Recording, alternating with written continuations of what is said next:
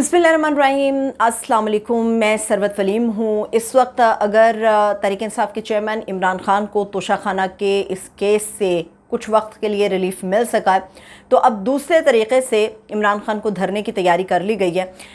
इस वक्त कल जो तलबी है इमरान खान की, वो इस्लामाबाद पुलिस ने भी कर रखी है और नैब रावलपिंडी ने भी उन्हें कल तलब कर रखा है। नैब रावलपिंडी ने 190 मिलियन पाउंड का जो स्कैंडल है उसके ज़रिए इमरान खान को कल तलब कर रखा है कि कल हर सूरत वो पेश हों, क्योंकि इससे पहले उन्हें बुलाया गया, वो पेश नहीं हो सके। उसके बाद कहा गया कि कल हर सूरत आपको पेश होना होगा, मगर कल ही के रोज़ इस्लामाबाद पुलिस ने भी 3 ऐसे मुकदमात हैं जिसमें इमरान खान को तलब कर रखा है। इसमें थाना तरनौल का मुकदमा है, कोहसार का और कराची कंपनी का मुकदमा है।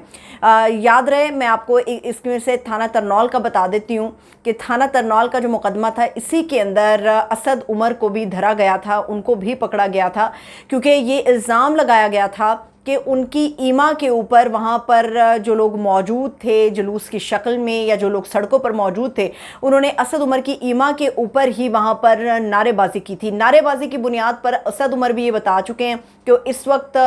जब ये सारा कुछ हो रहा था वो वहाँ पर मौजूद नहीं थे, और जब ये सारा कुछ इस मुल्क के अंदर हो रहा था तो उस सूरत में इमरान खान भी जेल के अंदर थे, वो भी मौजूद नहीं थे। इसके बावजूद इस्लामाबाद पुलिस ने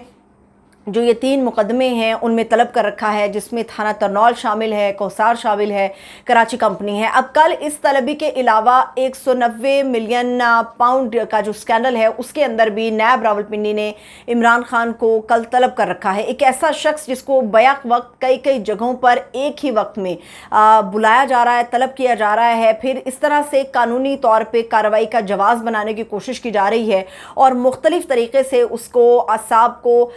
तोड़ने की कोशिश की जा रही है कि किस तरह से ये आदमी थके, ये आदमी टूट जाए और फिर कोई कार्रवाई का जवाज़ मुहैया किया जा सके जिन लोगों ने भी कार्रवाई करनी है। अभी ताज़ा तरीन जो एक स्टेटमेंट आई है तहरीक इंसाफ के चेयरमैन इमरान खान की, उन्होंने कहा है कि इस्टेब्लिशमेंट इंतखाबात से खौफज़दा है, ऐसा कहना है तहरीक इंसाफ के चेयरमैन इमरान खान का। और इसके ऊपर पूरी डिटेल आप लोगों के साथ चंद घंटों में मज़ीद शेयर करूँगी, मगर अभी तक की जो स्टेटमेंट है उसके मुताबिक इमरान खान ने कहा है कि इस्टेब्लिशमेंट खौफज़दा इंतखाबात से, इसीलिए इंतखाबात को मुकर्ररा मुद्दत पर नहीं होने दिया जाएगा। और इंतखाब के अंदर अगर पाकिस्तान तहरीक इंसाफ हिस्सा ले लेती है, जिस तरह से रोकने की कोशिश की जा रही है, क्योंकि पहले ये कहा जा रहा था कि ग्राउंड मुकम्मल तौर पे बना लिया गया था तोशाखाना रेफरेंस के अंदर, मगर उसी वक्त इमरान खान की मदद आ गई, सुप्रीम कोर्ट की तरफ से हुक्म आ गया और इस्लामाबाद हाई कोर्ट ने सेशन कोर्ट की तरफ इस हुक्म को ट्रांसफ़र कर दिया।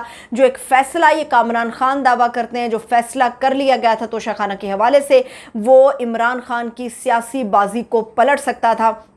मगर अब इमरान खान के सियासी करियर को बचा लिया गया है। अब ये कोशिश की जा रही है कि किसी और तरीके से तहरीक इंसाफ के चेयरमैन को काबू किया जा सके, घेरे में लाया जा सके। तो अब कल एक ही वक्त में इस्लामाबाद पुलिस और नैब रावलपिंडी के अंदर इमरान खान को तलब कर लिया गया है। इसके अलावा आज की जो एक और बहुत बड़ी और अहम डेवलपमेंट है जिसके ऊपर पूरी कौम की नज़रें थी कि फ़ौजी अदालतों के अंदर जो सिविलियंस के ट्रायल के हवाले से बातें चल रही थी, उसके ऊपर कहा गया था, बार बार कहा गया था, आज की तारीख 4 अगस्त है, 3 अगस्त की जो समाअत हुई थी सुप्रीम कोर्ट में, उसके अंदर ये कहा गया था कि जो इंसानी हकूक़ हैं उनको नज़रअंदाज नहीं किया जा सकता, लोगों के जो असल हकूक़ हैं उनको सल्ब नहीं किया जा सकता। तो ट्रायल का जो हक़ है उसमें अपील का हक़ भी सिविलियंस के पास होना चाहिए। तो आज बाकायदा तौर पर तहरीरी तौर पर कल की समाअत का हुक्मनामा जारी कर दिया गया है और उसमें एक बहुत बड़ी पेशरफ्त हुई है। मैं कहूँगी ठंडी हवा का झोंका है, क्योंकि सुप्रीम कोर्ट ऑफ पाकिस्तान की जो मुकम्मल हुक्मनामा जारी हुआ है कल की प्रोसीडिंग का, 3 अगस्त की प्रोसीडिंग का, उसके अंदर अटॉर्नी जनरल से जो मुकालमा हुआ था सुप्रीम कोर्ट ऑफ पाकिस्तान के अंदर, तो उसमें सुप्रीम कोर्ट ऑफ पाकिस्तान ने पूछा था कि सिविलियंस के पास क्या अपील का हक मौजूद होगा, नहीं होगा, क्योंकि हुकूक उनके सल्ब नहीं किए जा सकते। तो उस पर अटॉर्नी जनरल ने कहा कि इस वक्त हम ये गौर कर रहे हैं कि सिविलियंस को अपील का हक दिया जाए फ़ौजी अदालतों में ट्रायल के दौरान। और अब सुप्रीम कोर्ट ऑफ पाकिस्तान ने यह हुक्म दिया है कि ایک تو پہلی بات تو یہ انہوں نے کہا کہ جی اٹارنی جنرل صاحب کے اوپر ہمیں ٹرسٹ ہے، اس کے باوجود ہم یہ بات کر رہے ہیں کہ اٹارنی جنرل فوجی عدالتوں میں ٹرائل شروع کرنے سے پہلے، ٹرائل شروع ہونے سے پہلے سپریم کورٹ آف پاکستان کو اس اعلیٰ عدلیہ کو آگاہ کرے گی، اور اس کے علاوہ انہوں نے کہا کہ سپریم کورٹ کے حکم کے بغیر یہ دیکھا جائے گا کہ ٹرائل شروع نہیں کیا جائے گا، اور اس کے علاوہ فوجی عدالتوں میں جن سیورنس کا ٹرائل ہوگا ان کو اپیل کا حق بھی ہوگا۔ یہ ایک بہت بڑی پیش رفت ہے، اور اسے کہا جا سکتا ہے کہ جتنے بھی لوگ اس وقت فوجی عدالتوں کے کٹہرے میں کھڑے ہوں گے، جو سیویلینز ایٹ لیسٹ ان کے جو حقوق ہیں وہ سلب نہیں ہوں گے، ان کو بھرپور موقع ملے گا اپیل کا، اور اعلیٰ عدلیہ نے اپنا یہ کام سر انجام دیا ہے۔ اس کے علاوہ جو قانون سازی پاکستان میں ہو رہی ہے، اس کے اوپر روزانہ کی بنیاد پہ مختلف طریقے کی اپڈیٹ سامنے آ رہی ہیں۔ آج سینٹ کے اندر بڑا ہی اہم مکالمہ ہوا، بڑی اہم بات چیت ہوئی رضا ربانی صاحب کے درمیان اور اعظم نذیر تارڑ جو کہ وفاقی وزیر قانون ہیں۔ اعظم نذیر تارڑ صاحب یہ سارے قوانین جو ہیں وہ پارلیمنٹ فلور کے اوپر پیش کر رہے ہیں، اور رضا ربانی ان مرد مجاہدوں میں سے ہے جنہوں نے یہ ہمت کی، آواز اس کے خلاف بلند کی کہ آپ اس قسم کی قانون سازی نہیں کر سکتے، اور گزشتہ روز انہوں نے پارلیمنٹ کے فلور پہ ہی قانون کی جو بل کی ایک کاپی کو پھاڑ کر پھینک دیا اور وہ واک آؤٹ کر گئے۔ اس وقت سوائے نون لیگ کے جتنی بھی تمام سیاسی جماعتیں ہیں وہ ان قوانین کی شدید مخالفت کر رہی ہیں، اور اب ہم نے یہ دیکھا کہ رضا ربانی صاحب نے یہ بات کی آج اسمبلی کے اندر۔ انہوں نے کہا کہ جناب عالی، آپ قانون سازی کے ذریعے ہم ایک اندھی گلی کے اندر لے کر جا رہے ہیں، ایک ایسی گلی جس کے اندر کوئی روشنی نہیں، واپسی کا کوئی راستہ نہیں ہے، اور ہم بھٹکے ہوئے مسافروں کی طرح رہیں گے۔ تو اس پہ اعظم نذیر تارڑ صاحب نے کہا